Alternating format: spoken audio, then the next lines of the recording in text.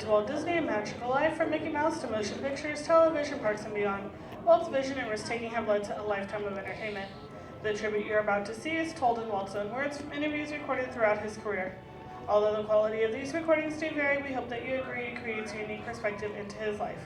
For the courtesy of those around you, we do ask that you silence your cell phones, no flash photography, and if at any point you need to leave during the show, your exit doors are to your right-hand side, which will also be your exit doors at the end of the show. Now to help narrate our show, the Chief Executive Officer of the Walt Disney Company, Bob Iger.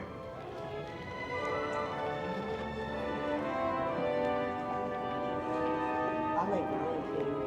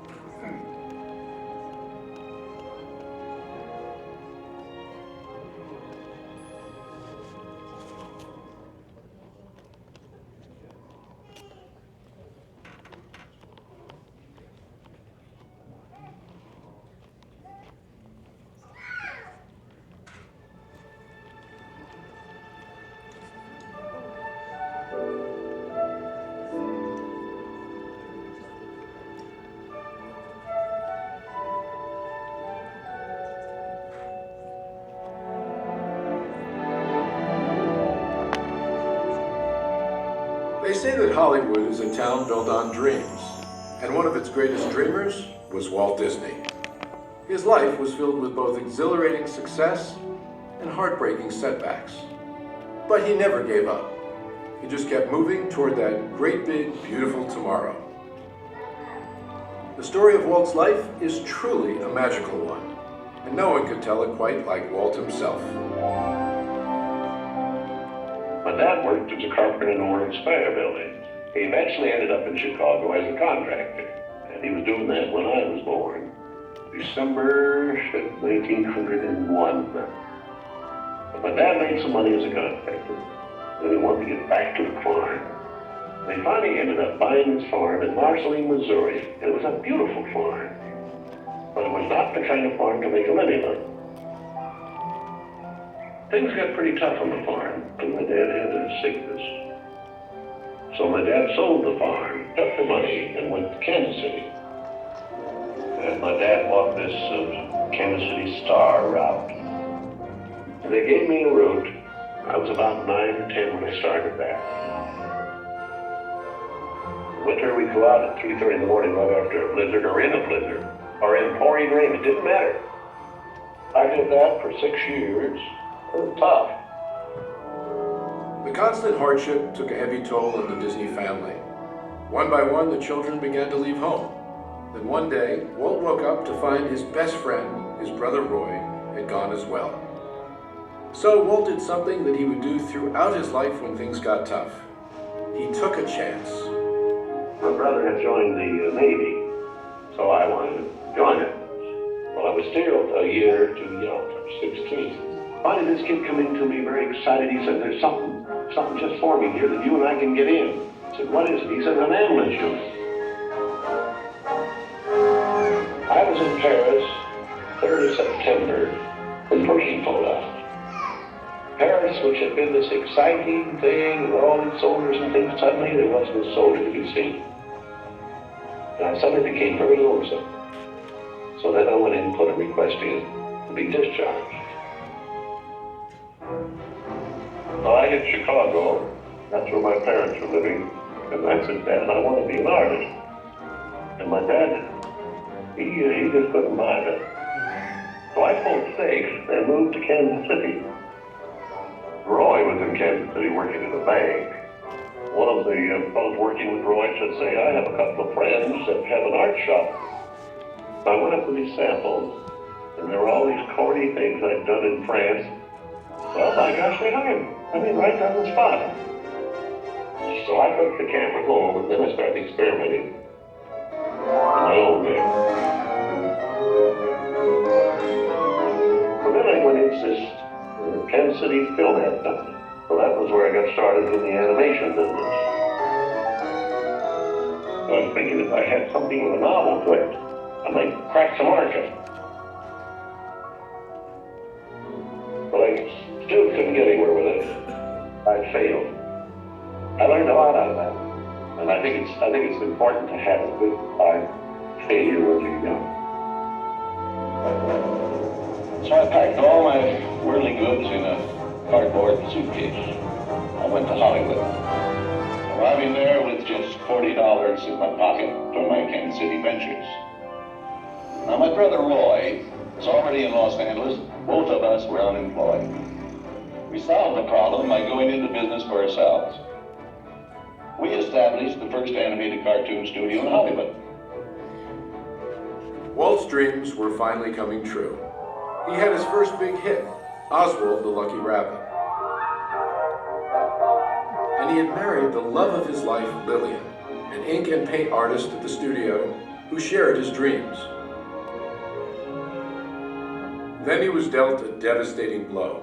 On a business trip to New York City, he learned that he had lost ownership of Oswald due to a contract loophole. And to make matters worse, the distributor had signed away Walt's artists. Most people would have given up right then and there. Not Walt Disney. He sent a telegram to his brother Roy. Everything okay. And as he headed home to California, something happened along the way that would change things forever. Mickey Mouse came into our life. He popped out of my mind onto a drawing pad on a train ride from Manhattan to Hollywood at a time when the business fortunes of my brother Roy and myself were at lowest ebb and disaster seemed right around the corner. His first actual screen appearance was at the Old Colony Theater in New York in Steamboat Willie. He was the first cartoon character to stress personality, and I thought of him from the first as a distinct individual. I did the voice. Hang on, pal, here we go.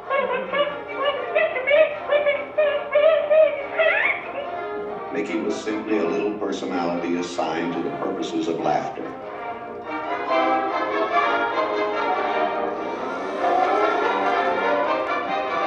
Mickey fitted the need exactly. He brought in the money which saved the day. He enabled us to explore our medium, and he paved the way for our more elaborate screen ventures. By nature, I'm an experimenter, so I had another idea which was plaguing my brain. It was the Silly Symphonies.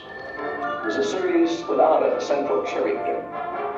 Every one of us a new type of subject to give us something to reach out and accomplish something different.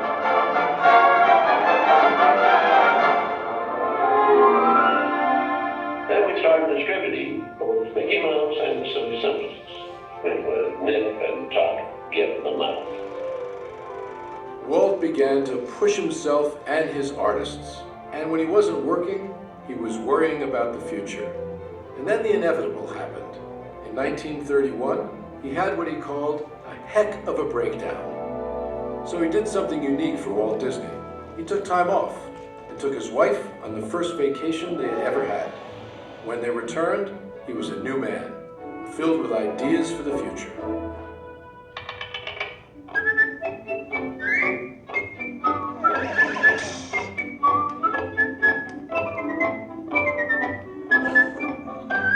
I saw the handwriting on the wall there, because a short subject is just a filler on any program.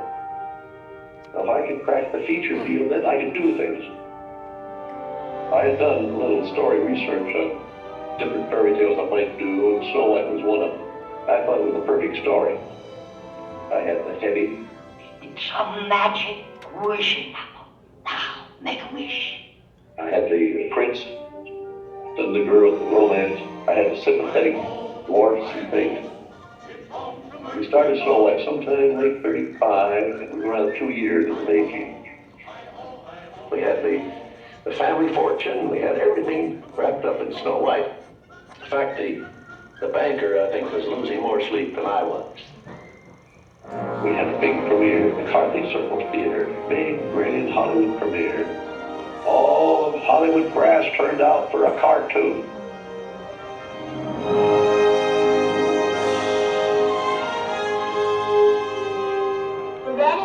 Magnus of the Works is going to be presented this beautiful statue. Isn't it great, Mr. Amy? Sure, it's beautiful.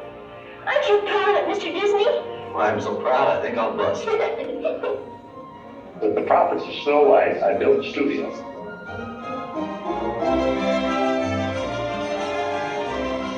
2 years later, I was almost broke.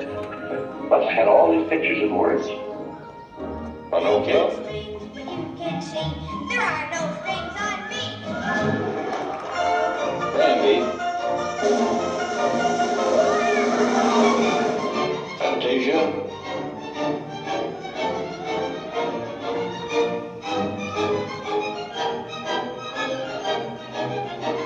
That was when the war came. The whole world was collapsing then. So many of my boys went through the service.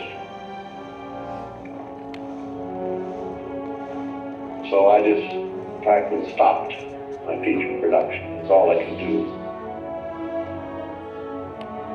But after the war, it was quite a problem picking up the pieces. I knew that diversifying in the business would be the salvation of it. So I tried various things. I wanted to go beyond the cartoon. And I thought if I could get into the live end, that there's things I could do. Stand by, engines. Come on now, boy, get him! Not bad, eh, Charlie? Let's open her up and see what you really do. I wanted to look different types of things that I could fall on my nose. One of these pictures, but I had another one right behind it that would hit. After a long concentration on live action and cartoon films, we decided to try something that would employ about every trick we learned in the making of films. We would combine cartoon, live action, in enormous fantasy, Mary Poppins. As the original Mary Poppins budget of $5 million continued to grow, I never saw a sad face around the studio. Even my brother Roy was happy. This made me nervous. And the horrible thought struck me. Suppose the staff had finally conceded that I knew what I was doing. Once again, Walt Disney had created storytelling magic to reinvent family entertainment. But even then, he wasn't finished. He had a bigger dream in mind. Well, it came about when my daughters were very young, and Saturday was always Daddy's Day with the two daughters. So we'd start out and try to go someplace with, different things, and I would take them to the merry-go-round, and I took them different places, and as I'd sit there while they rode the merry-go-round, did all these things, I felt that there should be something built, some kind of an amusement enterprise built where the parents and the children could have fun together. So that's how Disneyland started. It takes a lot of money to make these dreams come true. And we had everything mortgaged, including my family. I started with many ideas, threw them away, started all over again. Eventually it evolved into what you see today as Disneyland. But it all started from a daddy with two daughters wondering where he could take them, where he could have a little fun with them too. The art means a lot to me in that something will never be finished, something that I can keep developing and adding to. Not only can I add things, but even the trees will keep growing. The thing will get more beautiful every year. And I knew that if I did it in my park, I had to have some kind of a medium like television to let the people know about it. The world is a carousel of color. History, comedy, fantasy. There's drama and mirth. There's old Mother Earth with all of her secrets to see. The miracle of imagination. The marvels of earth, sea, and sky. These wonders untold are ours to behold in the funny world, the sunny world, the wonderful world of color. And now your host, Walt Disney. Today, I want to share with you some of our ideas for Disney World. Here in Florida, we have something special we never enjoyed at Disneyland, a blessing of size. There's enough land here to hold all the ideas and plans we could possibly imagine. We know what our goals are. We know what we hope to accomplish. And believe me, it's the most exciting and challenging assignment we've ever tackled at Walt Disney Productions. Throughout his storied career, Walt never gave up, despite the many challenges along the way. For his visionary work, he received hundreds of awards from all corners of the globe, more Academy Awards than any individual in history, and the Presidential Medal of Freedom for a lifetime of inspiring others. He created dreams that live on today for millions around the world. But with all of that, when asked to name his greatest reward, Walt's reply was surprisingly humble. Well, my greatest reward, I think, is that I've been able to build this wonderful organization, and also to have the public appreciate and accept what I've done all these years. That is a great reward. But all individuals are different. I had a brother who I really envied because he was a mailman. But he was the one that had all the fun. He had himself a trailer, and he used to go out and go fishing, and he didn't worry about payrolls and heard stories. He just had picture grocers or anything, and he was the happy one. I always said he's the smart Disney. You know, I was stumped one day when the little boy asked, "Do you draw Mickey Mouse?" And I had to admit I do not draw anymore. Well, then you think up all the jokes and ideas. No, I said, I don't do that. Finally, he looked at me and said, "Mr. Disney, just what do you do?" Well, I said, sometimes I think of myself as a little bee. I go from one area of the studio to another and gather pollen and sort of stimulate everybody. I guess that's the job I do. You know, there's a lot of satisfaction in developing ideas into realities, but there's really no secret about our approach. We keep moving forward, opening up new doors, doing new things, because we're curious. And curiosity keeps leading us down new paths. We're always exploring and experimenting. We're interested in doing things that are fun, in bringing pleasure and especially laughter to people. But I only hope that we never lose sight of one thing. It was all started by a mouse. Like a bolt out of the blue, Pain steps in and sees you